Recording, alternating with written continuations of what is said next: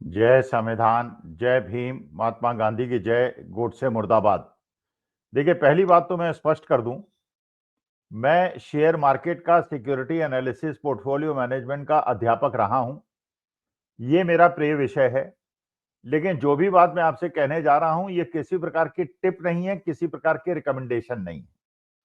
क्योंकि मेरे को टिप देने का या रिकमेंडेशन देने का या शेयर मार्केट में कोई रिकमेंडेशन देने का अधिकार नहीं है, क्योंकि मैं सेबी रजिस्टर्ड ब्रोकर नहीं हूं। मैं एक अध्यापक रहा हूं और ये मेरा शौक रहा इस सब्जेक्ट, इसलिए मैं जो मेरा विश्लेषण है आपके सामने प्रस्तुत कर रहा हूं। देखिए, आपने 3-4 दिन पहले ये सुना होगा और अखबारों में भी छपा देखा होगा, गोदी मीडिया को भी कहते हुए देखा होगा, भक्तों को भी कहते हुए देखा होगा कि भारत की विकास दर जीडीपी 8.2% हो गई। और यह बताया गया कि जैसे डोनाल्ड ट्रंप ने टैरिफ लगाकर भारत के एक्सपोर्ट को बाधित करने का प्रयास किया, इसके बावजूद 8.2% की ग्रोथ का मतलब यह है कि भारत ने डोनाल्ड ट्रंप के सपनों को चकनाचूर कर दिया। ऐसी स्टोरी आपने गोदी मीडिया में सुनी होगी। क्योंकि आप जानते हैं, जब टैरिफ लगता है, मान लीजिए अमेरिका ने टैरिफ लगाया और उसने पाकिस्तान में, बांग्लादेश में, चीन में कम टैरिफ लगाया, भारत में ज्यादा टैरिफ लगाया, इसका मतलब यह है कि अगर किसी भी चीज में चीन, बांग्लादेश, पाकिस्तान और भारत कॉम्पीट करते हैं, प्रतिद्वंद्विता करते हैं, एक ही चीज अमेरिका को भेजते हैं, तो जो चीनी माल है वो सस्ता पड़ेगा, क्योंकि उस पर अमेरिका ने इंपोर्ट ड्यूटी या टैरिफ कम लगाया है।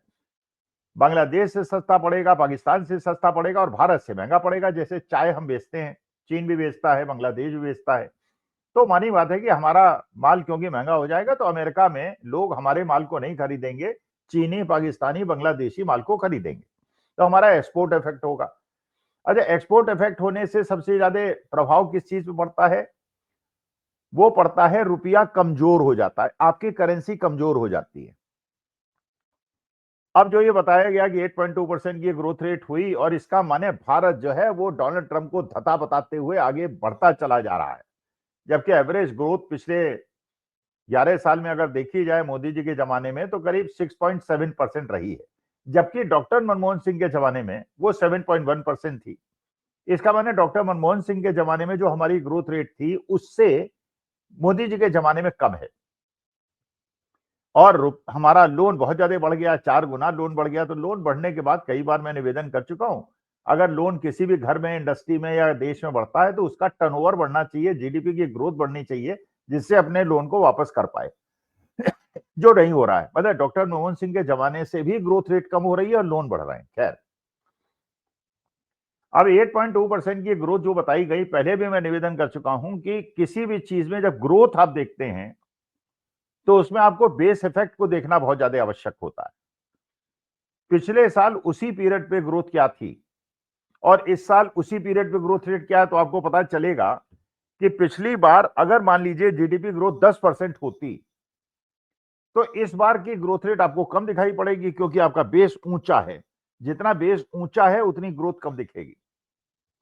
मान लीजिए पिछले साल कोविड का पीरियड होता, जैसे जब कोविड का पीरियड हुआ था और ग्रोथ रेट जो है 21% नीचे चली गई थी, लेकिन अगले साल वो 21% ऊपर चली गई थी, क्योंकि ग्रोथ बहुत ज्यादा नीची हो गई थी। तो अगर 100 रुपए की चीज 80 की हो गई और 80 की फिर 100 हो गई, तो पहले तो 20% की गिरावट दिखाई पड़ेगी और अगले साल 20% की ग्रोथ दिखाई पड़ेगी। तो ग्रोथ डिपेंड करती है बेस पर।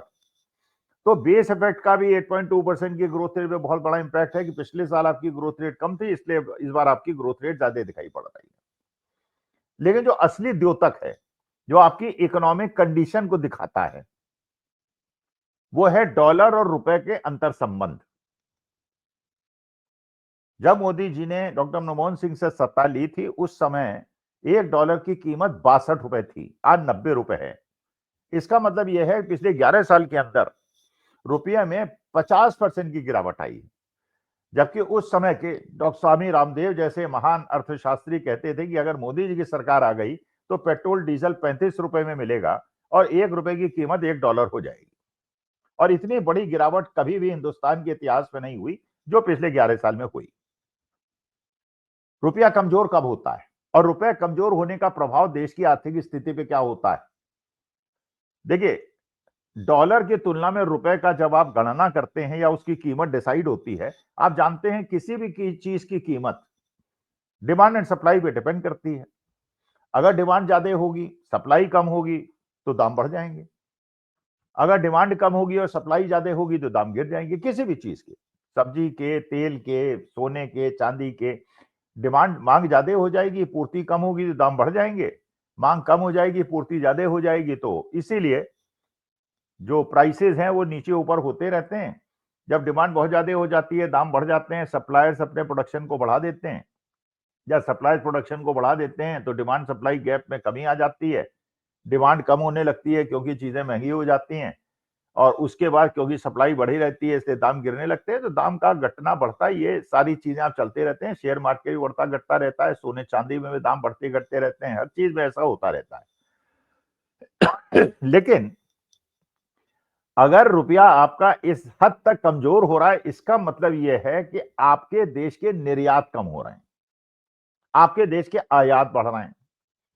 क्योंकि जब एक भारतीय अपना निर्यात बढ़ाता है और मान लीजिए $1 लाख का माल आपने विदेश भेजा, अमेरिका भेजा, और $1 लाख $80 का था मान लीजिए, तो 80 लाख रुपए आपको मिलेंगे। लेकिन अगर $90 का डॉलर है तो 90 लाख रुपए मिलेंगे। तो इसका मतलब जो निर्यातक हैं, जो एक्सपोर्टर्स हैं, उनको रुपए के कमजोर होने का फायदा मिलेगा। और जो इंपोर्टर्स हैं, जो आयातक हैं, जब आप विदेश से कोई चीज मंगाएंगे तो $1 लाख की अगर कोई मशीन आपने मंगाई तो पहले 80 लाख रुपए आप देते, अब आप 90 लाख रुपए देंगे। तो क्योंकि आप ज्यादा रुपए आपको खर्च करने पड़ेंगे, तो आपको डॉलर खरीदने पड़ेंगे, ज्यादा पैसे देके खरीदने पड़ेंगे, तो डॉलर की डिमांड बढ़ जाएगी, डॉलर मजबूत हो जाएगा, रुपया कमजोर हो जाएगा। और पिछले 3-4 दिनों से जब से ये कहा गया 8.2% की हमारी ग्रोथ है, इसका मन है हमने डोनाल्ड ट्रंप के सपनों को चकनाचूर कर दिया है, तब से रुपए में गिरावट ज्यादा हो गई है। इसका मतलब यह है कि जो डोनाल्ड ट्रंप ने किया था उसका आघात तो हमें झेलना पड़ा है। हमारे एक्सपोर्ट कम हो गए हैं, और एक्सपोर्ट कम हो गए हैं तो इसलिए हमारा रुपया कमजोर हो गया है और 90 रुपए पहुंच गया है। अच्छा, इसके बाद जो आपके आयातित चीजें हैं, जैसे हर चीज आयातित महंगी होगी, और आपकी सबसे बड़ी आयातित चीज क्या है? वो है तेल और सोना चांदी। भाई, आप तेल का बहुत बड़े आयातक हैं, सोने चांदी के बहुत बड़े आयातक हैं। तो अगर जब आज $60 पे मान लीजिए पर बैरल का कच्चा तेल है, अगर ये $80 का डॉलर होता तो 80 इंटू 60 आपको पैसा देना पड़ता। लेकिन अब 90 का है तो आपको 60 इंटू 90 देना पड़ेगा। तो आपको ज्यादा डॉलर खरीद के उसका पेमेंट अमेरिका को डॉलर में करना पड़ेगा। तो ज्यादा डॉलर खरीदेंगे तो डॉलर ज्यादा मजबूत हो जाएगा और रुपया कमजोर हो जाएगा। अच्छा, अब शेयर मार्केट भी आप देखिए, दूसरा एक तो हो गया रुपए और डॉलर का संबंध, जिससे आपको लग रहा है कि जो डोनाल्ड ट्रंप ने किया वो सफल हो रहा है और हमें नुकसान हो रहा है बहुत तगड़ा। और दूसरा, शेयर मार्केट लगातार गिर रहा है। पिछले 3 दिन से जब से ये 8.2% की ग्रोथ रेट दिखाई गई है, तब से शेयर मार्केट लगातार गिर रहा है। सोमवार को शेयर मार्केट 0.4% गिरा, मंगलवार को 0.5% गिरा, आज भी मार्केट 0.4-0.5% गिरा है। और जो शेयर मार्केट गिरा है उसमें एक खास नोट करने की चीज है भाई, एक लार्ज कैप कंपनीज होती हैं जो बहुत बड़ी कंपनी होती हैं, मिड कैप होती हैं जो मीडियम लेवल की कंपनी होती हैं, स्मॉल कैप होती हैं वो स्मॉल लेवल की कंपनी होती हैं। लार्ज कैप में गिरावट कम है, मिड कैप में थोड़ी ज्यादा है, और स्मॉल कैप में बहुत ज्यादा है। अभी जो मार्केट में ये अपना अपलोड कर रहा, मतलब रिकॉर्ड कर रहा हूं वीडियो, मैंने 0.4% लार्ज कैप गिरे हैं, 0.5% मिड कैप गिरे हैं, लेकिन स्मॉल कैप 1.1% गिरे हैं। देखिए, एक शेयर मार्केट का सिद्धांत है, जब शेयर मार्केट बढ़ना शुरू होता है तो सबसे पहले स्मॉल कैप बढ़ते हैं, फिर मिड कैप बढ़ते हैं, फिर लार्ज कैप बढ़ते हैं। और जब मार्केट गिरना शुरू होता है तो सबसे ज्यादा तेजी से स्मॉल कैप गिरते हैं, फिर मिड कैप गिरते हैं, फिर लार्ज कैप गिरते हैं। तो लार्ज कैप का कम गिरना, मिड कैप का ज्यादा गिरना, स्मॉल कैप का बहुत ज्यादा गिरना, ये द्योतक है इस बात का कि मार्केट ने अपनी गिरावट शुरू कर दी है। अच्छा, जैसे जैसे मार्केट गिरेगा वैसे वैसे रुपया और ज्यादा कमजोर होगा। आपने देखा पिछले 2-3 साल के अंदर जो विदेशी निवेशक थे उन्होंने पैसा अपना डॉलर निकाला, और डॉलर निकाला, जब डॉलर निकालोगे तो डॉलर मानी बातें मजबूत हो जाएगा और रुपया कमजोर हो जाएगा, क्योंकि डॉलर चला गया। और उस डॉलर को लाने के लिए आपको ज्यादा निर्यात करना पड़ेगा जो आप नहीं कर पा रहे हैं। अच्छा, विदेशी निवेशक तो पैसा निकाल रहे हैं और देशी निवेशक पैसा लगा रहे हैं। अब देशी निवेशक बेचारे चाहते या ना चाहते उन्हें पैसा लगाना पड़ रहा है, इसलिए कि यूपीएस में और एनपीएस में उन्हें मजबूर किया जा रहा है कि पेंशन आपको नहीं दी जाएगी, अब आपको शेयर मार्केट में पैसा लगाना है। तो ये यूपीएस, एनपीएस, एलआईसी और म्यूचुअल फंड्स के बाद इतना ज्यादा पैसा पड़ा हुआ है कि वो उसको शेयर मार्केट में लगाना ही पड़ेगा, और शेयर मार्केट में लगाना पड़ेगा तो शेयर मार्केट बढ़ता चला जाएगा।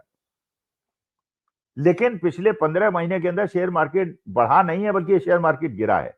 जबकि अगर आपने एफडी में पैसा लगाया होता तो 8% का रिटर्न हो गया होता। लेकिन क्योंकि शेयर मार्केट का जो हाईएस्ट लेवल था उसे भी आप अभी तक छू नहीं पाए, इसका माने 15 महीने में शेयर मार्केट ने वास्तविकता में नेगेटिव रिटर्न दिया है। अच्छा, अब निर्मला जी ने एक और काम कर दिया शेयर मार्केट की गिराने में। पहले लॉन्ग टर्म कैपिटल गेन, माने लंबे समय तक अगर आप शेयर मार्केट में इन्वेस्ट रहते तो आपको टैक्स न देना पड़ता। अब लॉन्ग टर्म कैपिटल गेन भी दे रहे हैं, शॉर्ट टर्म कैपिटल गेन भी दे रहे हैं।